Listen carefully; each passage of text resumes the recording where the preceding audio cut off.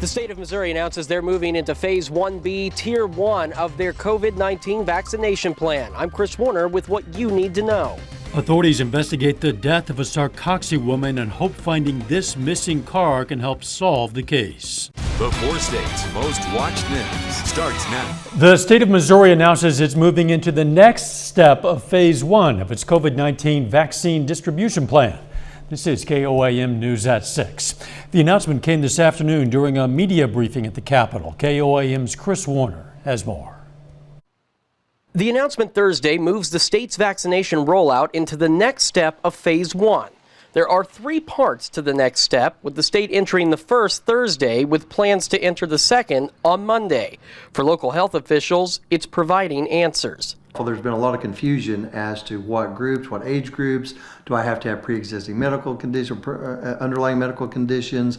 And that was not clear fully to us. So this brings clarity. Now that there's guidance from the state on its next step, Bergner says it's time for his agency and others to prepare for their next steps. Now it's a matter of resources. Can we get the vaccine? How much vaccine can we get? And what resources do I have as far as staff to deliver the vaccine? So what does it mean for you? Well, this next step the state is entering opens up vaccinations for first responders, emergency services, and public health infrastructure. On Monday, the state will take one more step, which opens the vaccinations to high-risk individuals, those age 65 and older, and adults with certain medical conditions that put them at risk for severe illness. As for points of distribution, Bergner says there should be plenty once they get the vaccine. There's going to be a lot of providers, multiple providers, pharmacies, hospitals, others that are going to have the vaccine. So once we get the supply of vaccine, there's going to be ample personnel to deliver those, because it will not just be a health department activity. It's going to be others in the community as well. In Newton County, Chris Warner, KOAM News. All right, time now for today's KOAM News Now Instapoll. Do you intend to get a COVID-19 vaccine? Your options are yes, as soon as possible. So far, 72% picking that one. 7% say maybe eventually. 21% at this point say never. We opened this poll about an hour ago. You should give your response now. We're going to close the poll and have the final results at the end of this newscast. To keep up with the different phases of vaccine distribution in your state, just go to our website, koamnewsnow.com. You'll find resources that help provide you with the information you need. You can also find a digital map showing the latest vaccination rate in your state. You can find those same resources through the KOAM News app. It's available free of charge. You'll find it in the Apple App Store and the Google Play Store. All you have to do is search for KOAM News app. The state school superintendent is among Oklahoma educators who oppose Governor Kevin Stitt's waiver of a mandatory quarantine for public school students, teachers, and staff who are exposed to the coronavirus. Now, under the waiver, if the exposed person shows no symptoms and attends a school where masks are required, then no quarantine is necessary. A spokeswoman for the state school superintendent, Joy Hoffmeister, said yesterday that Hoffmeister did not know about Stitt's waiver plan. In a statement, Hoffmeister said, quote, "The ramifications of the pandemic on education have been challenging and severe. While this option underscores the need for mask requirements in school, I cannot in good conscience support ignoring quarantine guidelines from the CDC." A Stitt spokesman says the governor stands by the plan. Check in now with Doug Hetty for a first look at the weather. Hi, Doug.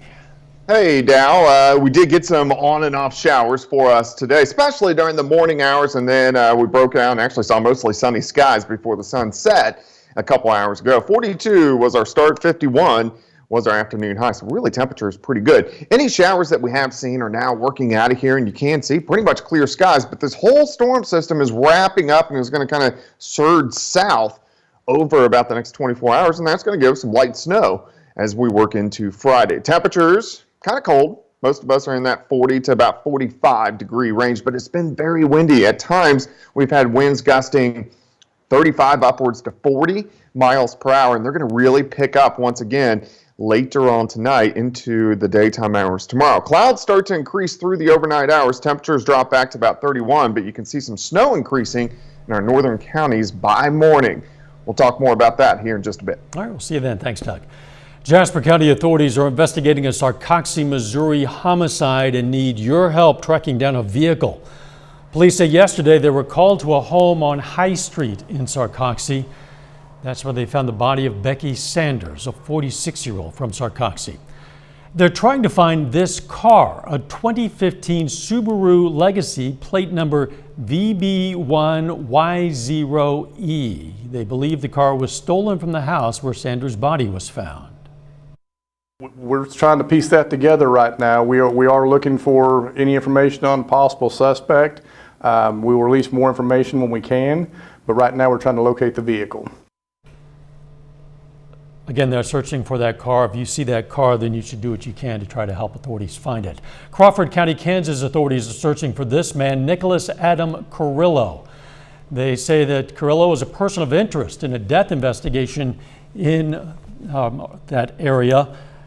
They say Carrillo was on foot, leaving the scene. White t-shirt, black sweatpants, left the area around 111 South Kansas in Arcadia last night. That's where the KBI and the Crawford County Sheriff's Office are investigating a man's death. Ran from the scene. He does live there. I think he's the only one that lives there. We'd definitely like to talk to him. And that's hopefully by canvassing the neighborhood, we're going to be able to either locate him or find somebody that would know some information about him. Anyone with information is asked to contact the KBI. Still ahead, the Oklahoma National Guard is sending troops to the U.S. Capitol for Inauguration Day. Why they say it won't affect security concerns in Oklahoma. And Kansas Governor Laura Kelly unveils her next budget. We'll look at her priorities. The Oklahoma National Guard is going to be sending troops to Washington for the Joe Biden presidential inauguration. About 400 Oklahoma National Guard members will join National Guard soldiers and airmen from 43 other states. They'll help law enforcement with crowd and traffic control in and around the Capitol, the National Mall, and White House. The Adjutant General for Oklahoma made the announcement today and said the troops will depart later this week. Even though we're sending our forces to our nation's capital, we feel very confident we'll have an adequate force here in Oklahoma to help if anything outbreaks around Oklahoma.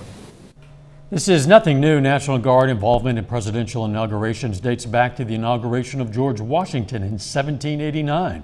The Guardsmen are expected to be in D.C. for 7 to 10 days. Kansas Governor Laura Kelly has outlined a proposed annual budget that includes a tax increase and 2 other major initiatives likely to be rejected by the Republican-controlled Kansas legislature. Kelly yesterday outlined a $20.9 billion spending plan for the budget year that begins on July 1st. Among other things, it would protect a previously promised increase in spending on public schools. But the governor also proposed expanding Medicaid and cutting the state's annual contribution to pensions for teachers and government workers.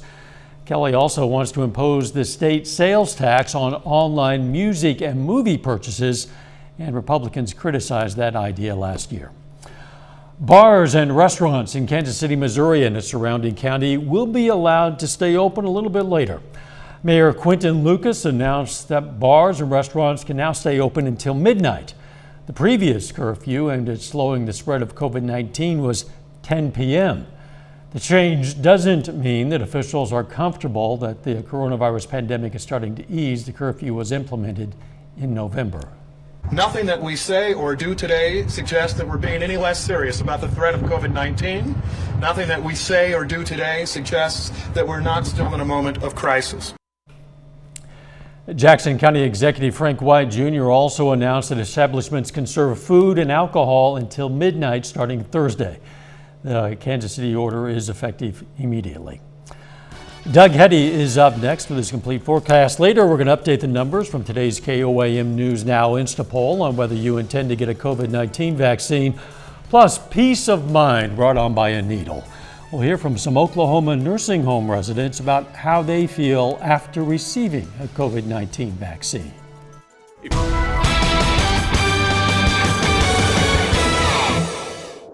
Well, it definitely turned out to be kind of a weird day, as it was super windy across the region. We had some showers during the morning hours, and then we get full sunshine as we work into the afternoon and the evening hours.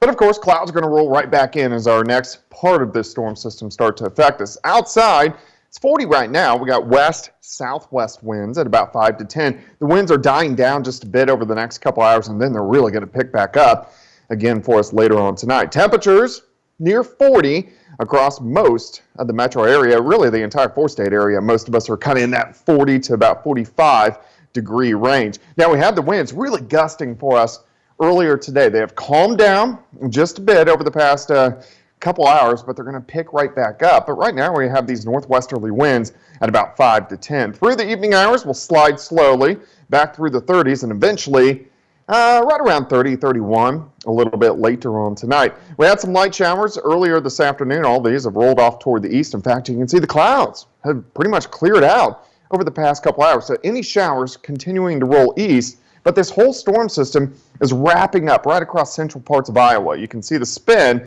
and then look behind the system. These are the very strong upper-level winds behind it. So as this system kind of sinks south and east, our winds are really going to increase once again for us later on tonight, and then again into Friday. But look at the snow developing across parts of Iowa, and this is going to kind of pivot and then kind of sink south and east. So we're going to get some light snow showers late tonight and then into the daytime hours tomorrow. Let's go through time. Here's 10:30 tonight. We look fine, mid-30s. Clouds start to thicken back up. So here's early in the morning. If you're getting up early, 5, 6 o'clock, a few random light little snow showers, mainly in our northern counties. But the light snow showers increase through the morning hours and then into the afternoon, especially on the Missouri side. And with these very strong winds, the flakes are going to be real small, but it's just going to be blowing around. Even though the snow is going to be light, it could drop some of our visibilities just a bit just due to the wind. 31 to start, 34 by noon. High temp only right around 34, 35 during the afternoon hours. Any light snow we do see will be out of here tomorrow night. And then Saturday, we'll go partly sunny skies. Still kind of cold. High temperatures right around 40 during the afternoon. All right, snow accumulations, it's not going to be much. If you live in our western counties, and then as you go into northeastern Oklahoma, I do think Miami Commerce will pick up some light snow, but the farther west and south you go, you're not really going to have any snow, maybe some flurries. Most of us are going to get light snow, dusting upwards to an inch, but from Nevada, Stockton, El Dorado Springs, and then over toward Mount Vernon, we could be in that kind of 1 to 2 inch category, but most of us in that 1 inch or less. Also, the winds are going to be very strong. Look at our wind gusts throughout the daytime hours tomorrow, 35 upwards to 40 miles per hour at times. So clouds increasing tonight, light snow showers tomorrow, 35, 41 Saturday, 42 Sunday. We could get some light snow showers late in the day by the time we head into Sunday afternoon. Plus, some of those snow showers could affect the Chiefs game, the playoff game at 2:05 on Sunday. So hopefully it stays mainly dry for that game. I guess, I don't know. Do we want dry? Do we want snow? What we want is the Chiefs win, for sure. Yeah, that's all that matters. Whatever works. Thanks, Doug. Still ahead, COVID-19 has taken a toll on our older population. It's been hard. Depression hits hard whenever elderly people have to isolate. But for the residents of one Oklahoma nursing home, things are looking up. We'll have their story next. A Bixby, Oklahoma nursing home gave out the COVID vaccine today. Reporter Amelia Macavero explains how the facility made the event into a celebration. Balloons, decorations, and the smell of popcorn filled the lobby of Sand Plum Assisted Living today to celebrate the arrival of life-saving shots. And I'm glad I got it. Joyce Schroeder just moved to Sand Plum Monday and was one of the first residents to get her Pfizer COVID-19 vaccine. She says the toughest part about this pandemic for her is the loneliness. Not being able to be with my family and friends like normal.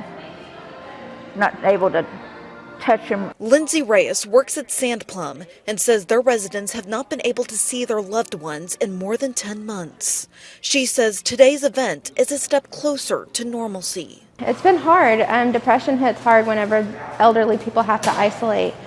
So they're unable to leave and unable to go and do whatever they want. Reyes says some of the residents have caught the virus. Despite that, Reyes says some residents had mixed feelings about being vaccinated. So some people were a little sketched out about the side effects that were happening or could happen. The Sand Plum staff wanted to give residents incentive to get the vaccine, so they gave them stickers, lollipops, balloons, and treats. And it worked because all the residents ended up getting the vaccine. Joyce says she's glad she got her shot and urges others to do the same. I feel better thinking that this is the beginning for the end, hopefully. More than 80 residents and staff at Sand Plum received the vaccine today, and the Tulsa Health Department will give the second round of vaccines to residents in early February. Again, that was Amelia Magavero reporting. A final check on weather and our KOAM News Now Instapoll next. Take time now to honor a local veteran, Bosun's mate Jerry Buckle. The Girard, Kansas native served in the U.S. Navy, and we are proud to salute Bosun's mate Jerry Buckle. He's tonight's four-state hero. All right, let's check in on the final numbers on the KOAM News Now Instapoll. Again, the question, do you intend to get a COVID-19 vaccine? 75% say not only yes, but yes as soon as possible. 7% less enthusiastic. They say maybe eventually. 18% never. This poll is now closed. Thanks for participating. Dolly Parton's home state of Tennessee is considering putting up a statue of her outside the state capitol building in Nashville. State representative proposed the statue this week. If commissioned, the statue will face the historic Ryman Auditorium, a music venue where she's played throughout her career.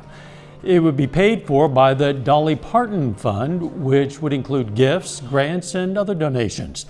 Public would have a say in the design. State Representative John Mark Wendell says the purpose is to recognize all she's contributed to the state. Among her contributions, she recorded the song My Tennessee Mountain Home, created the Dollywood theme park, and donated $1 million to Vanderbilt University Medical Center to help develop a coronavirus vaccine. Thank you, Dolly. Jordan Nobby now has a look at what's coming up on our sister station, KOAM News at 9 on Fox 14. Now tonight at 9, we're going to have the latest on a homicide investigation in Sarcoxie, Missouri, and a death investigation in Arcadia, Kansas, plus a new scratch and sniff test for COVID-19. And which bug is one step closer to becoming a go-to snack over in Europe? That and much more coming your way tonight at 9. Jordan Nobby, let's check back with Doug Hetty for a final look at the weather. Doug. All right, Dow, clouds are going to start to thicken back up once again for us tonight. The winds are really going to pick up as well. We're going to have a wind gust 35 upwards to 40 late tonight and then again tomorrow. And we're also going to get some light snow. I think most of us are going to be in that dusting to 1 inch range, but just kind of a cold, raw January day for us on Friday. Thanks, Doug, and thank you for joining us. We're going to see you right back here for KOAM News at 10. In the meantime, let's take care of ourselves and each other.